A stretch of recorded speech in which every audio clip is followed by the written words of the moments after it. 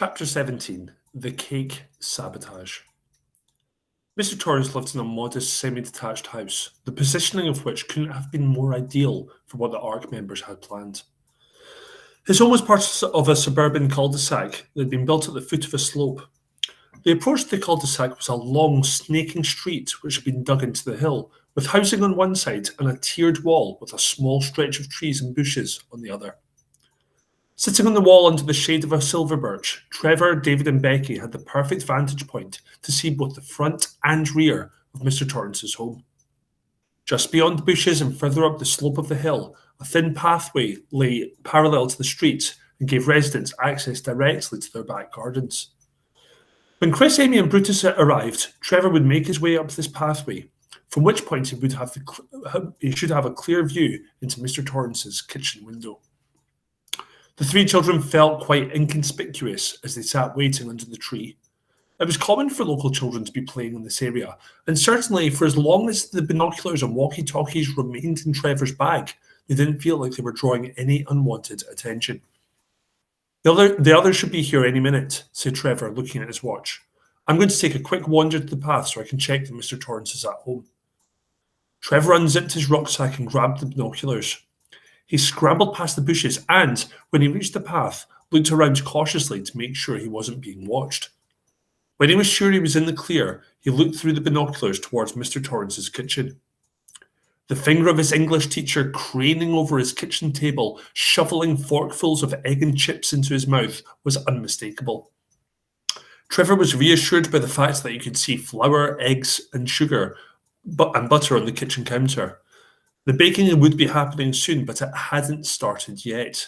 They still had time. Trevor returned to the others and reported what he had seen.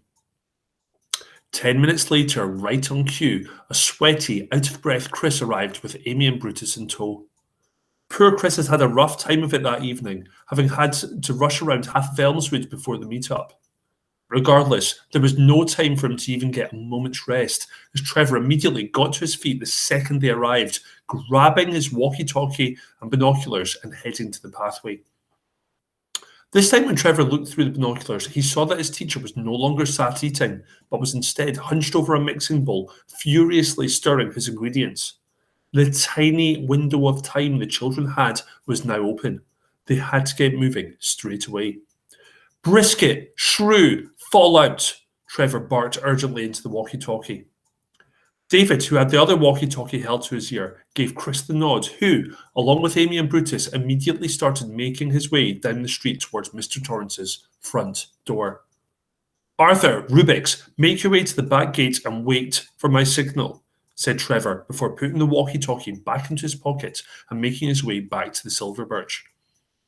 Becky and David got into somewhat of a tangle trying to squeeze past Trevor in the narrow path, but within a few moments they'd managed to make it to the back gate and were ready for action. From his lookout point by the tree, Trevor had a good enough view of Mr. Torrance's front door to keep the binoculars safely fastened round his neck. He watched as Chris led Becky to a parked car on the opposite side of the street and helped her crouch down so that she couldn't be seen. Chris then led Brutus to Mr. Torrance's front door, whispered something into his dog's ear before giving him a biscuit from out of his pocket. He then reached up and pressed his teacher's doorbell before sprinting to the hiding place beside his sister. Safely behind the car, he looked in Trevor's direction and gave him the thumbs up. Arthur, Rubik's, we're ready. Make your way in. Trevor spoke into his walkie-talkie, which was hidden under the cover of his jacket. It was a shame that none of the project members had the opportunity to appreciate the ridiculous spectacle of Mr. Torrance answering his door to a dog. The look of confusion on his face as Brutus stared up at him from the doormat was priceless. If anybody had the chance to really study Mr. Torrance's expression in that moment, they would almost be able to see the cogs turning. Had this dog managed to stand up on its hind legs and ring the doorbell of its own accord? Where did it come from, and what did it want? Mr. Torrance had worked in schools for a great number of years, though, and after a few seconds he brushed those silly questions out of his head and started to see this for what it clearly was. A childish prank. He stepped out of his house to investigate. Meanwhile, David and Becky were making their way through their teacher's garden with great caution. They had every faith that Trevor would let them know the moment he spotted dangers of any kind, but this did little to soothe the thumping of their hearts, which threatened to burst out their chests any second. Instinctively, they kept as close to the garden fence as possible as they made their way to the French doors. If they had a view of the garden from that spot by the birch tree, then who knew who else did? They had to stay out of view. Tiptoeing to the door, David pulled the handle down and carefully pushed it open. Becky crept inside with her brown paper bag at the ready. Mr. Torrance squatted down and felt for Brutus's collar. He twisted the gold engraving to try and make out what was written there. It was a mobile phone number, along with the name Brackett. He gave a snort of recognition, then made his way to the pavement, turning to look down both sides of the street. From a spot behind the car, Chris began to fret, unsure of what to do next. One thing was for sure, though, he had to keep Mr. Torrance outside for as long as possible. If his teacher headed back inside too soon, then his friends were done for. He looked down at his sister and put his finger to his lips before grabbing her hand and moving towards the bonnet of the car. Chris took a deep breath, then popped his head past the front wheel to check Mr. Torrance's position. Luckily for him, he was facing the opposite direction, awkwardly leading Brutus towards the houses at the bottom of the cul-de-sac. Chris knew a chance when he saw one, and taking Amy by the hand, jogged quickly uphill to put distance between them and his teacher. David had put himself in dangerous situations for the ARC project several times by this point, but the panic he felt in that moment as he stood in the doorway of Mr. Torrance's kitchen made the other missions pale in comparison. He watched Becky as she removed a small sachet of finely ground red powder from the brown bag, but he also kept watch on the front door in case their teacher should return quicker than predicted. He felt his top jacket pocket to make sure he still had the walkie-talkie. They hadn't heard a word from Trevor since they'd been given the green light. Everything seemed to be going to plan. Mr. Torrance craned his neck a final time to look towards the houses at the bottom of the cul-de-sac and, convinced that there was nobody there, started heading home. When he got in, he would call the number on the collar, the Brackets from the butcher's shop he presumed, and parents of that chubby boy from his year 8s. Seeing Mr. Torrance walk with speed back to his front door, Trevor reached for his walkie-talkie, ready to tell David and Becky to pull out. It hadn't been enough time, but better to call things off than for anybody to get caught. He held down the button ready to speak when suddenly he saw Chris, who by this point was far up the hill as he was, step towards the middle of the road with his sister. "Brutus!" he shouted. "Brutus, where are you, boy?" Chris Packet.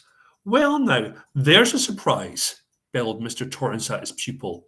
"Now, would you mind explaining to me what this mutt was doing on my property?"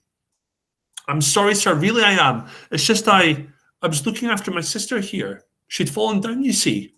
As Chris spoke, Amy, hearing an opportunity to help, looked up at Mr. Torrance with a pained expression, showing that she was still clearly recovering from a terrible injury. As I crouched down to make sure she was all right, "Brutus here scarpered," Chris continued. "I'm so glad you found him, sir. I really appreciate it." Mr. Torrance stared down at his pupil in silence. With a final, unimpressed smirk, he turned and walked back to his door. "Arthur, Rubik's, get out now!" blared the walkie-talkie in David's pocket. He in turn whistled to Becky, who had just finished pouring the chili into the cake mix, to let her know that they had to leave immediately. Becky, after giving the mixture a quick, frantic stir, darted to the French doors just as the door at the front of the house began to open. Feeling very irritated to have his evening so inconveniently interrupted, Mr. Torrance was glad to be back indoors. Turning to close the door behind him, he could have sworn he heard a noise from the back of the house, and as he walked back to his baking, he was almost certain that he saw a flash of distinctive red hair pass by his kitchen window. Something about that evening, he concluded, felt very out of place. Okay, that's it. I'll be back next week with the final 6 chapters, and we will conclude the story. Thank you very much for listening. Bye.